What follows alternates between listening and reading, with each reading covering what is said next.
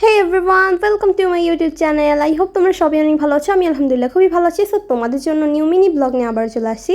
But এই mini ব্লগটা একটু ডিফারেন্ট, এটা খুবই ডিফারেন্ট। তো এটা হচ্ছে আমরা কি করছি ছোটোবেলার একটা কথা তোমাদের সাথে শেয়ার করব।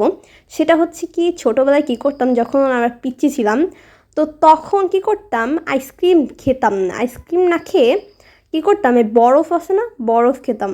তো তখন আম্মু মানা করতো যে বরফ খাচ্ছিস কেন, আইসক্রিম খেতে পারতো, ঠান্ডা লাগতো, আইসক্রিমও ঠান্ডা লাগতো, বরফেও ঠান্ডা লাগতো, বাট কী করতাম বরফ খেতাম।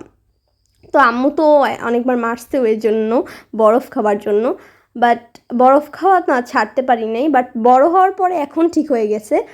এই কাহিনিটা কেন বললাম জানো, কারণ আজকে আমি সেই মুহূর্তে চলে গেছি।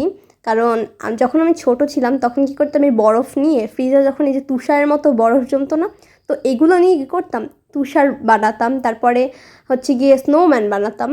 তো আজকে আমরা এগুলো করলাম, হচ্ছে গিয়া যে আম্মু যখন বাইরে গেছে তখন হচ্ছে ফ্রিজের এই যখন বরফ জমছে অনেক দিন ধরে, তো সেইটা নিয়ে পুরো ড্রয়ার উঠিয়ে নিয়ে চলে আসছি ছাদে।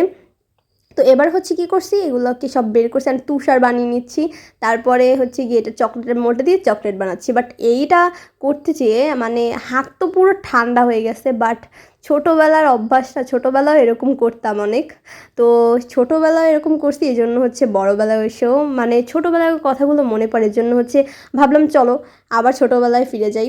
এজন্য হচ্ছে গিয়ে আবার বরফ নিয়ে তারপর হচ্ছে গিয়ে এটা চকলেট বানাচ্ছি অনেকগুলো। অ্যান্ড তোমাদের সাথে দেখা হবে নেক্সট ভিডিওতে। সাবস্ক্রাইব করো আমার চ্যানেলকে, নতুন নতুন ভিডিও তোমাদের সাথে শেয়ার করবো। Bye bye.